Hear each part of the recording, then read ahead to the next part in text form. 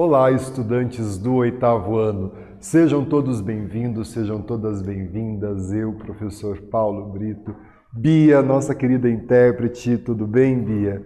Para que a gente converse, entenda, discuta, debata sobre a crise no primeiro reinado. O primeiro reinado que começou com a independência do Brasil no ano de 1822. O Brasil foi praticamente o único país de toda a América que, ao se tornar independente, manteve como forma de governo uma monarquia. Os outros países da América seguiram o modelo norte-americano de república presidencialista. A gente também não pode esquecer, pessoal, que a independência dos países latino-americanos, do México até o Uruguai, ocorreram ali no mesmo contexto, nas 3 primeiras décadas do século XIX, entre os anos de 1800 a 1830. E ao se tornarem independentes, adotavam uma república presidencialista. O Brasil, na contramão da América, vai adotar uma monarquia e Dom Pedro I torna-se, portanto, o primeiro imperador do Brasil nesse processo e governa o Brasil por cerca de 9 anos, entre 1822 e 1831. Vamos dar uma olhadinha nos nossos objetivos? Olha só, identificar as características das disputas pelo trono em Portugal, que começa ali com a morte de Dom João VI, pai de Dom Pedro I, rei, Dom Pedro I, rei do Brasil, Dom João VI, rei de Portugal. Com a morte de Dom João VI, abre uma crise na sucessão do trono português. E compreender as razões da impopularidade de Dom Pedro I. Ele que em 1822 foi a pessoa responsável pela independência do Brasil, considerado o defensor perpétuo do Brasil, e vai acabar o reinado em uma impopularidade, abdicando o trono em favor do seu filho Dom Pedro II em 1831. E aqui essa representação de Dom Pedro I por Jacques-Louis David, um dos grandes pintores da França no século XIX, não é mesmo?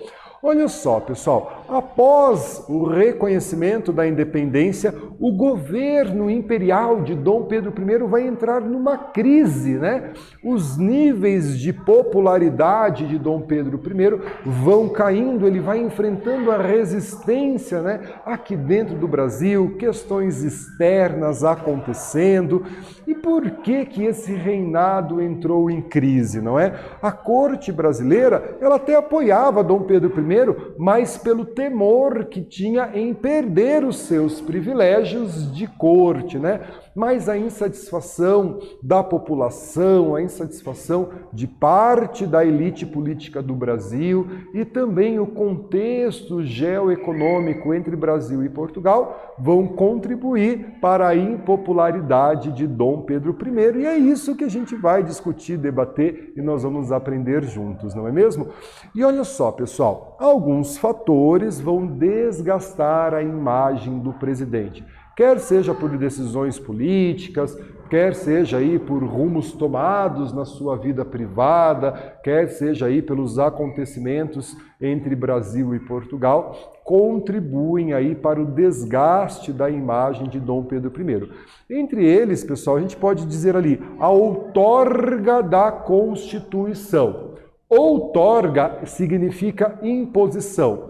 O Brasil faz a sua independência em 1822, a Assembleia Nacional Constituinte, ela se propõe a escrever uma Constituição, e essa Constituição de cunho liberal, limitando o poder de Dom Pedro, e ele vai dissolver a Assembleia e vai impor uma Constituição, demarcando aí um autoritarismo no governo de Dom Pedro I. A repressão à Confederação do Equador, um movimento que vai acontecer no Nordeste brasileiro, e a forma como Dom Pedro reprime esse movimento, gerando a insatisfação de parte da população do Nordeste brasileiro. A crise econômica e financeira financeira que o Brasil vai atravessar ao longo do primeiro reinado, os empréstimos, né, a bancos estrangeiros para o pagamento da indenização que o Brasil paga a Portugal. Nós pagamos uma indenização a Portugal quando nós nos tornamos independentes. Olha só que absurdo, né? Pagar uma indenização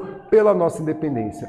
E é paga, afinal de contas, o rei do Brasil, Dom Pedro I, é filho do rei de Portugal. Há também as questões familiares e a não oposição de Dom Pedro em pagar a indenização à corte portuguesa, ao teu pai, pelo reconhecimento à nossa independência. A falência do Banco do Brasil em 1829 e o uso da imprensa pelo imperador para atacar a oposição, né? Alguns jornalistas que faziam oposição ao regime de Dom Pedro I. Então são fatores que contribuem com a impopularidade do nosso monarca, com a impopularidade de Dom Pedro I, que corrói a sua popularidade em tão pouco tempo, né, pessoal? Afinal de contas, foram somente 9 anos de governo, né?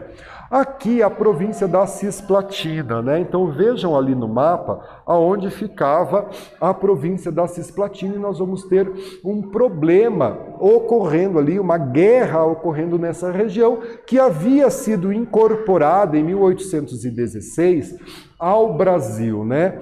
Portugal incorpora essa região ao Brasil, frente aí ao que acontecia na Europa, frente à França napoleônica, né, ao pós-Napoleão Bonaparte.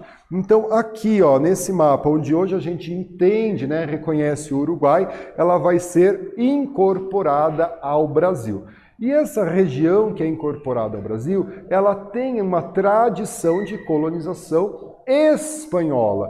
Então nós vamos ter ali alguns entraves culturais, políticos e econômicos a essa região que é incorporada ao Brasil e que passa, a partir da década de 20, a lutar pela sua independência. Então nós vamos ter uma guerra chamada Guerra da Cisplatina, não é? Então aqui é a região da Cisplatina, então as Províncias Unidas do Rio do Prata questionam, né, a interferência do Brasil, questionam o fato de que o Brasil incorporou essa região e passam a lutar diplomaticamente, a lutar pela independência dessa região.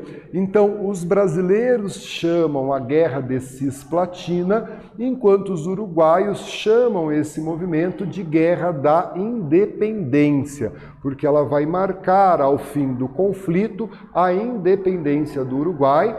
As tropas brasileiras não conseguem conter esse movimento de independência no Uruguai, não conseguem conter esse movimento de separação dessa região que vai se tornar independente do Brasil, e isso contribui para o desgaste da imagem de Dom Pedro I, não é mesmo? Então aqui a questão da Cisplatina, olha ali a bandeira, liberdade ou morte, né? A bandeira aí dos 33 orientais. Dom Pedro vai enviar tropas, vai investir dinheiro, mesmo sobre uma crise econômica, contrai empréstimo, vai investir dinheiro, mas a província da Cisplatina se emancipa politicamente do Brasil, dando origem a um novo país, ao Uruguai. Então retomo para falar para vocês.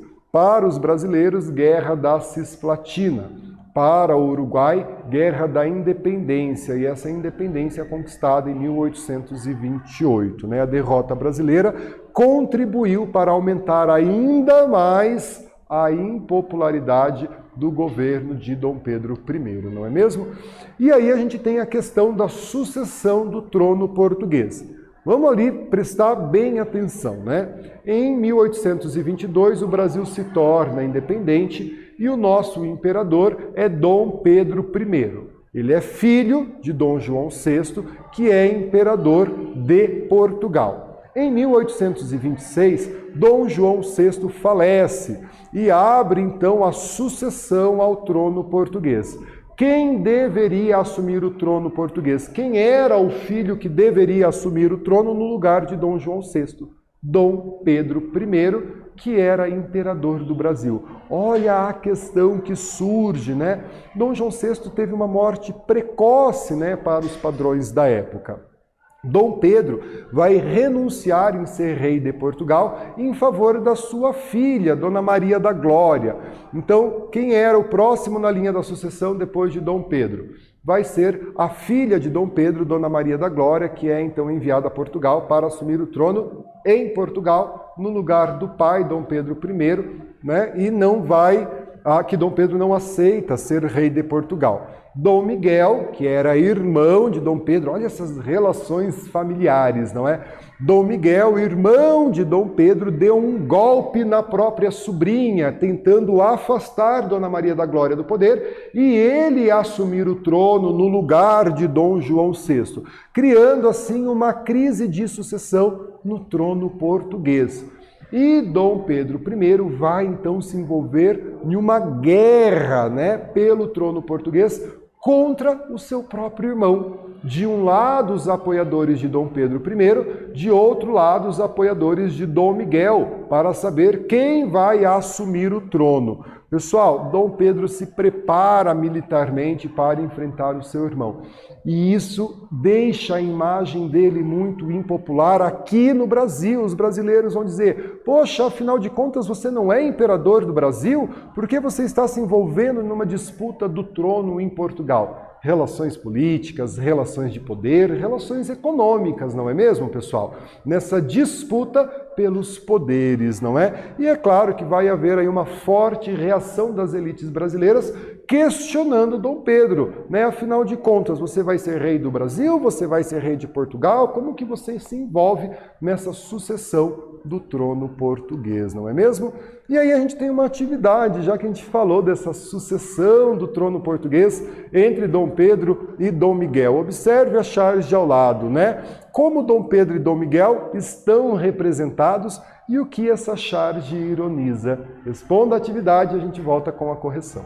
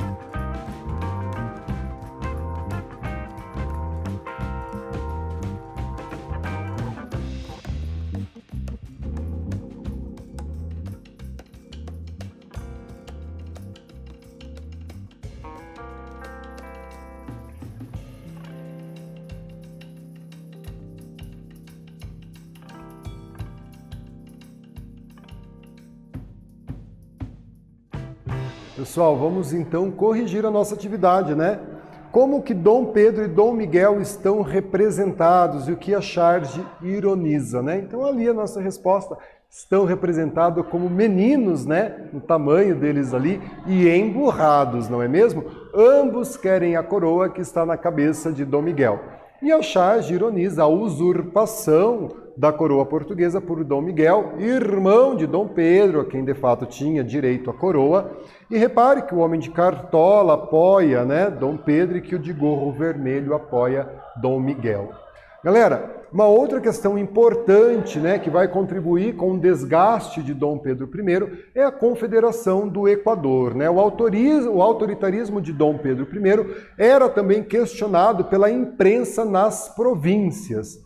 Então, em Pernambuco, além da insatisfação política, uma grave crise financeira, né, gera o descontentamento com Dom Pedro e um sentimento anti-lusitano, anti-português, né? E cresce esse desejo liberal e de formação de uma república liderado aí por algumas províncias do Nordeste brasileiro, né? Então, em meio a essas tensões, Dom Pedro I demite o governador, o presidente da província de Pernambuco, Manuel de Carvalho Paes de Andrade, que era um político local e que vai ser então demitido por Dom Pedro, causando um celeuma, um problema ainda maior na província, não é mesmo? Então esse foi o estopim para uma reação pernambucana que resolve então proclamar uma república no ano de 1824 e conta com o apoio de outras províncias do Nordeste brasileiro, como a gente vê aqui no mapa, né?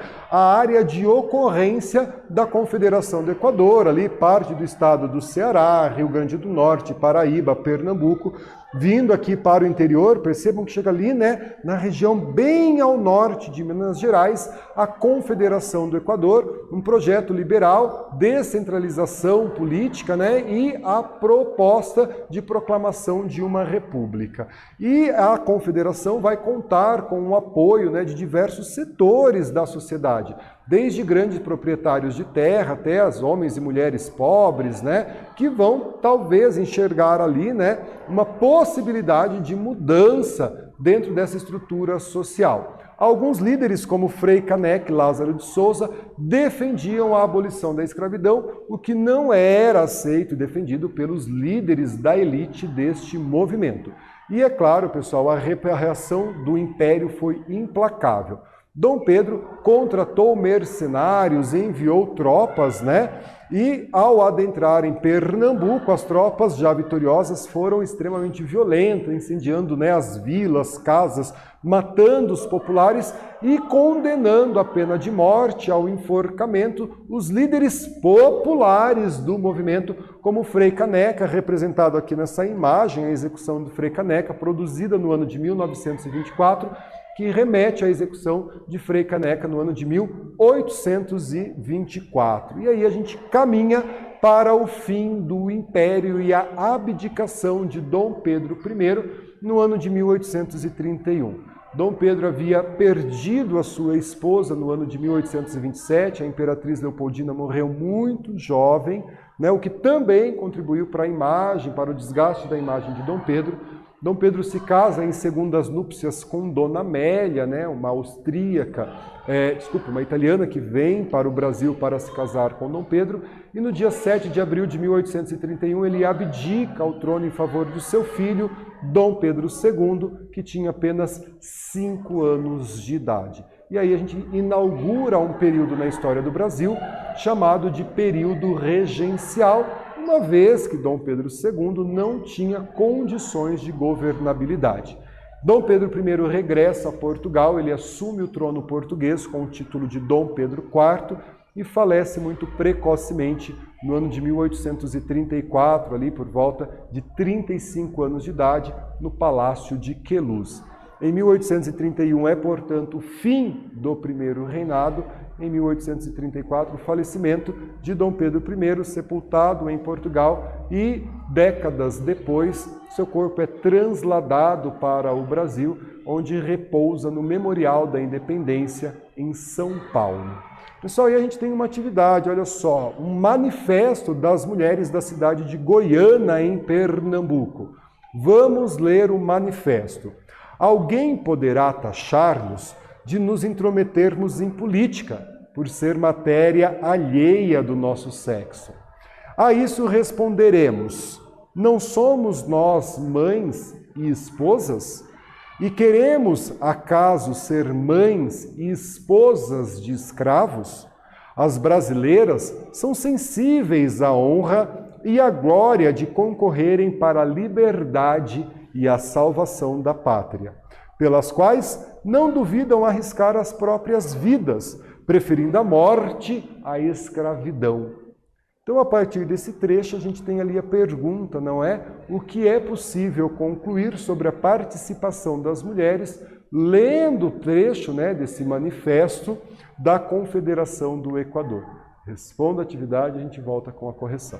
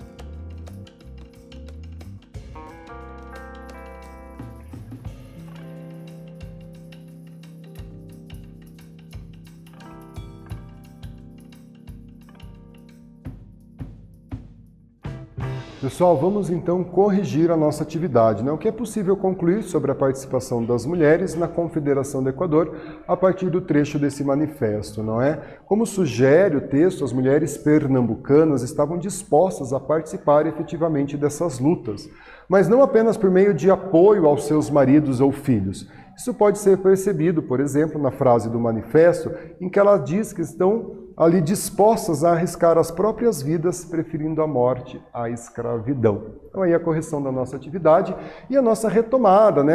Vamos aí os principais eventos que contribuíram para o desgaste da imagem de Dom Pedro, né? Então nós vimos a Confederação do Equador, a Guerra da Cisplatina, o autoritarismo de Dom Pedro, que culmina com a sua abdicação no ano de 1831.